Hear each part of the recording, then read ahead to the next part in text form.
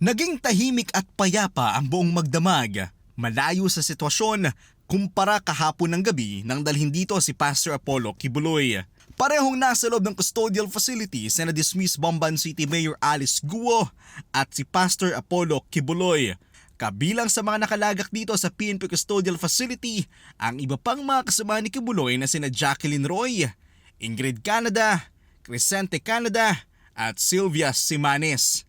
Samantala, matapos naman ang hearing ni Alice Guo sa Senado kahapon, ay binalik din siya dito. Yan ay sa kabila ng muling pag-cite in contempt ng Senado kay Alice Guo. Korte pa rin kasi ang magdidesisyon kung saan siya ididetine. Kahapon, bumisita rin dito ang kampo ni Pastor Apollo Kibuloy. Kabilang na riyan ang kanyang abogado na si Attorney Israelito Torion. Sa kanyang naging pahayag, nag-aalala daw siya sa magiging kalagayan ng kanyang kliyente kung mamamalagi lamang ito sa custodial facility ng PNP. Hihilingin anya nila na malipat si Kibuloy sa kustodiya ng militar at ma-house arrest. Kabilang rin sa mga nakita nating nagtungo rito ay si Attorney Salvador Panelo na dumating pasado alas 8 kagabi.